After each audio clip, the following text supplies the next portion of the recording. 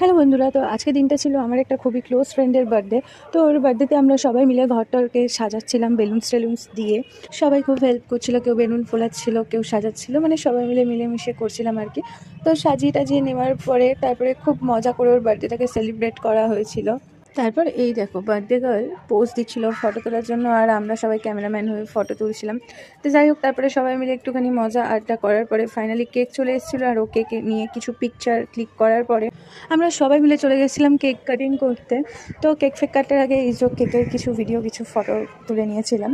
তো যাই হোক, ফাইনালি কেক কাটার পালা। তো কেকটা জাস্ট একটা স্লাইড কাটতে পারেনি, ই বাবা বেচারিকে পুরো ভূত করে দিল। তো ঠিক এইভাবে পেন্টিং আর প্লাস্টার করা চলছিল। পেন্টিং আর প্লাস্টারটা অ্যাকচুয়ালি দেওয়ালে না, বার্থডে গার্লের মুখেই করা হচ্ছিল। তো পেন্টিংয়ের ফাইনাল রেজাল্ট এখনও বাকি আছে। আর তোমরা কি করছো? ঝটপট চ্যানেলটাকে সাবস্ক্রাইব করে দাও এরকম ভালো ভালো ভিডিও দেখার জন্য। তো এই হলো পেন্টিংয়ের ফাইনাল রেজাল্ট। তো ভিডিওটা কেমন লাগলো কমেন্ট বক্সে জানিও। আর ঘরটাকে এরকমভাবে সাজানো ছিল। চলো টাটা।